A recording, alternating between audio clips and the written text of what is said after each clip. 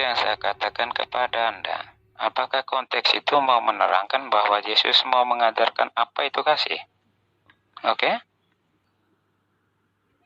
Kasih menurut Yesus adalah mengikuti ajaran Yesus. Nah, tadi saya tanya, siapa yang mengajarkan Anda menyembah Yesus? Anda katakan, ya saya sendiri. Berarti Anda tidak mengikuti ajaran kasih Yesus. Udah, selesai. Tutup buku. Itu jawaban saya itu untuk mengajak Anda mampu berpikir lebih dalam. Kenapa saya mengatakan saya yang menyuruh saya untuk menyembah Yesus? Kenapa jadi saya mengatakan itu? Ya, supaya Anda mampu berpikir. Ketika saya mampu mengatakan itu, sudah berarti saya sebagai pengikut Yesus yang mengikuti perintah Yesus. Ya, sudah berarti bahwa saya mengikuti semua perintahnya. Oke? Yesus perintahkan menyembah kepada dirinya atau menyembah kepada Allah yang ada di surga, yang ada di langit. Jawab. Itu kenapa rumusan Tritunggal ada di dalam kekristenan. Ini akan ujungnya bermuara ke Tritunggal Maha Kudus. Oke? Tidak usah bawa-bawa ajaran Romawi di sini. Saya minta ajaran Yesus, bukan ajaran Kristen. Kristen itu kan jelas. Saya sudah katakan kepada Anda, bukan ajaran Yesus. Nah, pembuktiannya, ketika saya tanya, Yesus memerintahkan Anda menyembah dirinya atau menyembah esensi lain, yaitu Allah yang ada di langit. Coba, Anda mengatakan, itulah rumusan Tritunggal. Aduh, saya tidak minta ajaran Kristen, bro. Saya minta ajaran Yesus. Yesus mengajarkan, Yesus memerintahkan apa? Menyembah dirinya atau menyembah esensi lain di luar dirinya, yaitu Allah yang telah mengutus dia. Jawab. Apakah sekarang kenyataannya tanpa melalui Kristen Anda bisa mengenal Yesus? Jawab itu. Oh jelas, Al-Quran sangat valid mengajarkan. Yesus ketika datang kepada Bani Israel, apa kata Yesus? Ya Bani Israel, inni Rasulullahi ilaikum. Wahai Bani Israel, sesungguhnya aku ini adalah utusan Allah untuk kalian. Udah selesai. Ayo. Jadi jelas, Yesus juga mengajarkan di dalam kitab yang Anda pegang sekarang. Kalau dia hanya untuk Bani Israel. Ayo. Nah sekarang saya tanya sama Anda. Yesus mengajarkan menyembah kepada dirinya atau menyembah kepada Allah? Jawab. Itu yang saya bilang sangat disayangkan. Ketika kami yang dengan fakta-fakta bahwa yang menyampaikan pewartaan tentang Yesus, yaitu para muridnya, saja Anda tidak percaya. Dan Anda sekarang mengutarakan mempercayai Al-Quran yang turun setelah berapa ratus tahun setelah kejadian atau peristiwa Yesus itu. Dan Anda mengatakan itu kebenaran yang valid. Itu yang menjadi bahan refleksi untuk Anda. Oke? Ketika sesuatu yang sudah ada dan sekarang kenyataannya bahwa Al-Quran mau menginformasikan sesuatu yang lain, dan Anda menyatakan kesalahan bagi orang yang telah hidup bersamanya. Nah, itu masalahnya. Oke? Tentang Yesus mengatakan sembahlah Allah. Iya, dia menyuruh menyembah Bapa. Kenapa memang? Memangnya dalam Kristen tidak menyembah itu? Kristen menyembah Bapa yang diperintahkan Yesus. Jauh lebih dari itu, ketika refleksi tentang Bapa, Putra, dan Roh Kudus, itulah yang saya kata muaranya akan pada Tritunggal Maha Kudus. Oke ya? Al-Quran dengan jelas mengatakan Yesus itu adalah Rasul Allah. Yesus dengan jelas mengatakan dirinya hanyalah Rasul Allah. Ayo. Jadi yang mana yang benar? Kristen yang mengajarkan bahwa Yesus itu adalah Tuhan, atau Al-Quran dan juga ajaran Yesus yang mengatakan dirinya adalah Rasul utusan Tuhan? Sekarang begini, ketika kamu menanyakan mana yang benar, akan menjadi versi saya dan versi Anda. versi Kristen dan versi Islam. Sekarang begini saja, ketika ada informasi yang sesuai dengan Yesus, yaitu kita harus merujuk kepada siapa yang lebih dekat padanya. Ya, karena itu kita mau melihat apa kebenarannya. Jika Al-Quran menyampaikan sesuatu yang benar dan sesuai dengan apa yang ditinggalkan oleh penulis-penulis Kristen, ya mungkin saja benar, tetapi sayangnya ini jauh. Jika Anda mempercayai itu adalah kebenaran, ya hak Anda. Tetapi kami Kristen, inilah kebenaran kami, karena kami bukan hanya atas dasar tulisan itu, tetapi sangat diuntungkan untuk orang Kristen ada juga peninggalan tulisan sejarawan di mana peristiwa Yesus itu memang ada. Oke? Anda pun harus tahu, untuk membuktikan kebohongan sebuah informasi, maka untuk mengoreknya, itu adalah orang-orang yang terdekatnya. Bagaimana mungkin bisa mengetahui kebenaran sebuah informasi kalau tidak mengorek dari orang yang terdekat? Kan gitu ya? Intinya, oknum yang dekat terhadap pengajaran Yesuslah menjadi sumber daripada bohong atau tidaknya, kan gitu. Iya kan? Nah, sekarang bagaimana kemudian kita bisa mengetahui bahwa pemberitaan tentang penulisan-penulisan yang dituliskan oleh kitabnya orang Kristen itu adalah bohong? Nah, kita ambil coba Lukas. Lukas petantang-petenteng memberitakan tentang Yesus. Nah, apakah Lukas ini pernah bertemu Yesus? Nggak pernah. Meskipun dia hidup sesama dengan Yesus misalnya. Tapi ternyata dia tidak pernah bertemu. Nah, bagaimana dengan Allah, Sang Pencipta alam semesta? Apakah bisa mengetahui kebenaran atau tidaknya apa yang diinformasikan oleh orang-orang Kristen tentang Yesus? Tentu tahu. Apakah Allah Sang Maha Pencipta mengetahui keadaan yang sebenarnya? Tentu tahu. Nah, karena dia yang Maha tahu, maka dia menyampaikan berita itu kepada Rasulullah Muhammad SAW. Anda tidak percaya? Rasulullah Muhammad SAW mengatakan bahwa Rasul Isa atau Yesus itu mengatakan kepada Bani Israel, "Inni Rasulullah ilaikum." Sesungguhnya rem. Oh, ada besi. Sorry. Sesungguhnya aku ini hanya utusan Allah, dikhususkan kepadamu. Kita lihat itu besi. Oh. Berarti dia hanya dikhususkan kepada Bani Israel. Nah, sekarang tunjukkan dalilnya untuk membatalkan Al-Quran dan membatalkan pernyataan Yesus bahwa dia hanya untuk Bani Israel dengan cara Anda menunjukkan dalil pernyataan Yesus bahwa dia untuk Kristen. Ada dalilnya nggak? Coba Anda tunjukkan di sini. Silakan. Jika Anda ingin menanyakan dalil bagaimana Yesus itu untuk Kristen, bukan cuma Yesus itu untuk Kristen, tetapi ada satu kata yang bagus ini. Di atas batu karang ini kudirikan jemaatku. Oke, itu satu. Itu salah satu dari sekian. Tentang bagaimana mau menyanggah Al-Quran yang menginformasikan sesuatu yang lain. Mungkin dalam pemberitaan tentang siapakah itu Yesus tidak terlalu tajam kita bisa melihatnya. Tetapi peristiwa yang paling nyata adalah tentang wafat Yesus, peristiwa tentang Yesus itu. Kita bisa melihat di mana sumber yang bisa dipercaya. Saya setuju dengan Anda ketika Anda mengatakan kepada orang-orang yang terdekat. Sekarang yang menjadi pertanyaan, ketika Allahmu Maha tahu, bagaimana mungkin sampai dia tidak tahu peristiwa nyata ini?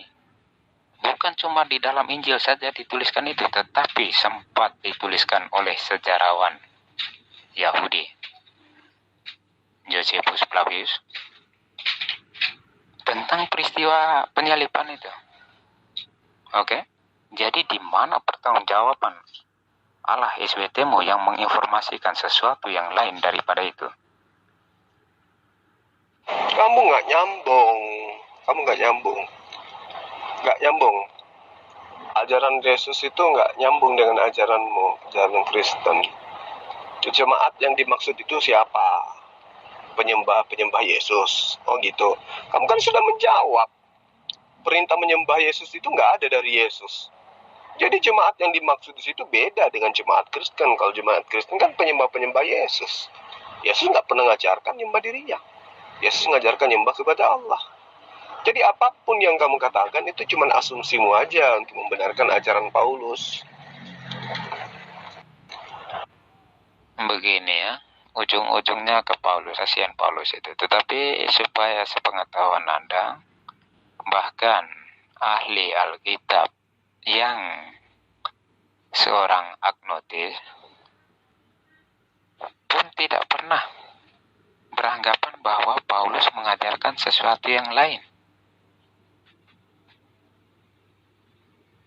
Pengajaran tentang Yesus ini sudah tertanam dari awal. Bagaimana kamu bilang Paulus yang mengubah semuanya? Itu satu. Kedua, disitulah awal mula pergerakan di mana Yesus mengatakan, di atas batu karang ini kudirikan jemaatku. Maksudnya dia berkata dengan Petrus itu. Jemaat di situ, dalam pengertian penjelasan, itulah gereja. Siapa yang mendirikan kekristenan?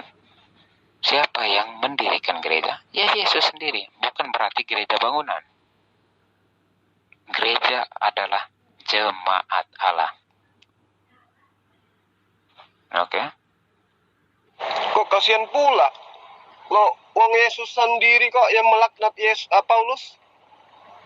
Ya, sekarang saya tanya sama Anda, setelah sudah berapa kali pertanyaan saya yang mementahkan semua teori dan asumsi Anda, siapa Paulus menurut Yesus? Coba Anda jawab.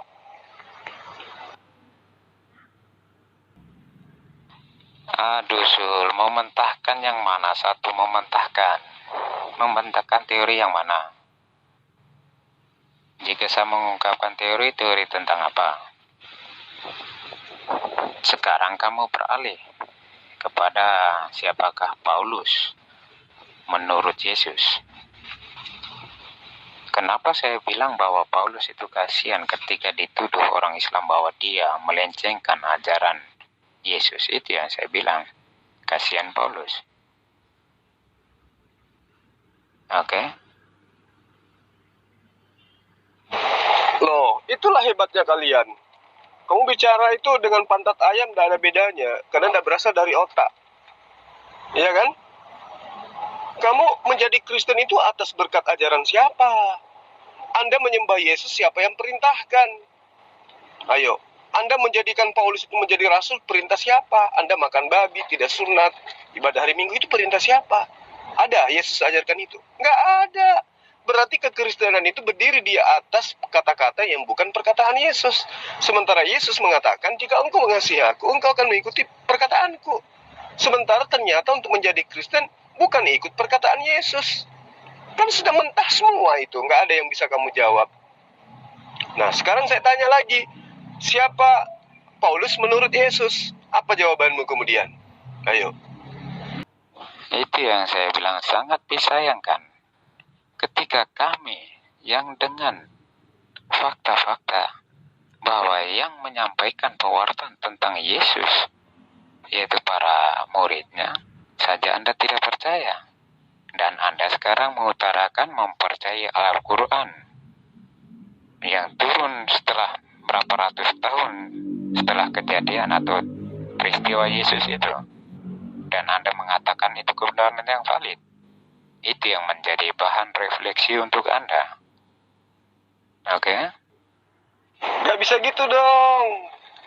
Kata daripada ulangan ayat 18 itu, ulangan 18 ayat 18. Ya, nabi yang sama seperti Musa itu, aku akan taruh firmanku di mulutnya. Saya minta firman yang berasal dari mulut Yesus, bukan dari Lukas, bukan dari Markus, bukan dari Matius, bukan dari Paulus.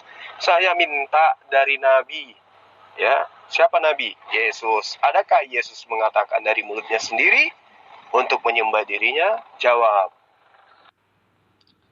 Begini, saudara Rasul ya, ketika hal-hal yang ditinggalkan berupa tulisan, yaitu Injil-Injil itu, dan juga ada sedikit mungkin tradisi yang Anda terlewatkan itu. Kalau itu sudah tidak dipercayai dan mengatakan itu adalah dari para muridnya atau dari orang bukan Yesus itu sendiri, sekarang menanyakan tentang Yesus, memangnya sekarang kita hidup dengan Yesus atau apa? Coba mikir yang logik ya. Peninggalan sebaik itu yang ditinggalkan dan Anda meragukan itu, Anda menanyakan mana kata-kata Yesus yang keluar langsung dari mulut Yesus. Mencari sesuatu yang tidak ada dan bagaimana? Tulisan yang ditinggalkan Anda tidak percaya dan Anda mengatakan mana kata-kata Yesus yang asal. Dan sekarang ketika Quran turun memberitakan tentang siapakah itu Yesus yang jauh berbeda dengan apa yang diinformasikan para saksi mata, dan Anda mempercayai itu adalah kebenaran, siapa yang logik di antara kita? Jadi gini loh cara berpikirnya. Al-Quran menerangkan siapa Yesus menurut Al-Quran. Yesus itu menurut Al-Quran adalah Rasul yang dikhususkan untuk Bani Israel saja. Oke? Orang terpelajar kemudian tidak mungkin sekonyong-konyong percaya. Nah, dilakukanlah materi pembelajaran. Salah satu sumber daripada referensi untuk mengetahui kebenaran apakah Yesus itu betul ada Rasul, maka buka kitabnya Kristen. Ternyata Yesus mengatakan di dalam kitabnya Kristen kalau dirinya memang Rasul. Matius 15, jelas dia mengatakan seperti itu. Kemudian seruannya kepada Bani Israel jelas mengatakan seperti itu. Sema Israel, Sema Israel, Sema Israel. Yesus tidak pernah sekalipun menyeru kepada non-Israel. Coba, apakah Anda bisa memahami ketika Yesus mengatakan di dalam Markus 12 itu? Dengarlah wahai Israel. Nah, pertanyaan saya, yang diminta oleh Yesus untuk mendengarkan ini orang Israel dan orang apa saja? Anda tidak bisa jawab kan? Ada tidak seruan Yesus untuk non-Israel? Tunjukkan dalilnya. Nah, begini ya, sekarang topik kita tentang apa? Kalau seruan Yesus tentang ke seluruh umat, maksudnya bahwa pemberitaannya untuk seluruh umat, yaitu kita nampak dalam keseluruhan Injil. Dalam perkembangan penulisan Injil sudah kelihatan bahwa pewartaan itu tidak terpaku hanya kepada bangsa Yahudi. Cermati baik-baik itu.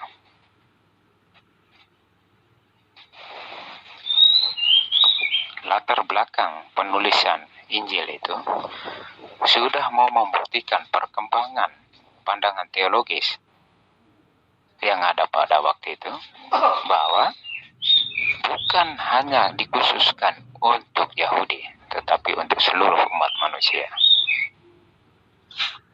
Mana dalilnya? Keempat-empat Injil itu. Pahami secara menyeluruh keempat Injil dan Anda akan memahaminya. Oke, keempat Injil itu saling memperkaya. Oke, itu dulu satu. Kedua, apa yang mau dibahas tentang hal-hal yang valid tentang peristiwa Yesus, dan Anda mengatakan mengambil dari Quran, itu yang menjadi problem antara Kristen dengan Islam. Di mana hal yang kami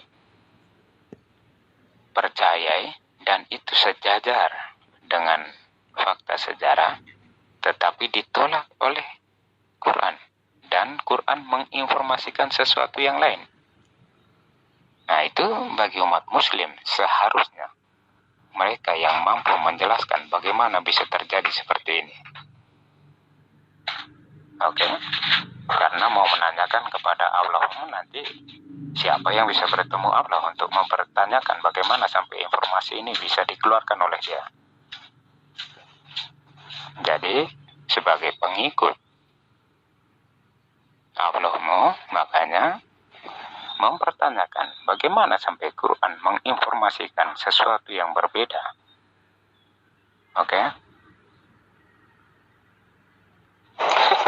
Kalau Anda adalah orang yang benar, Anda akan langsung menunjukkan dalilnya. Tapi karena memang tidak ada dalilnya, Anda harus mutar-mutar dulu. Ya sudahlah, kecap-kecap lah sana. Ya, cocoknya memang untuk jemaat kalian. Tapi kalau umat Islam, umat Islam itu kritis. Anda harus menunjukkan dasar pijakannya. Ketika Anda menyembah Yesus, apa dasarnya Anda menyembah Yesus? Ketika Anda makan babi, apa dasarnya Anda makan babi? Ketika Anda ibadah hari Minggu, apa dasarnya Anda ibadah hari Minggu? Sementara Yesus jelas mengatakan, barang siapa yang mengasihi aku, mereka adalah pasti mengikuti perkataanku dan mengikuti ajaranku. Nah, sekarang apa yang membuat Anda menjadi Kristen? Ada nggak ajaran Yesus yang Anda lakukan sehingga Anda bisa menjadi Kristen? Nggak ada. Jadi ya sudah, Anda kecap-kecap aja dengan jemaat Anda.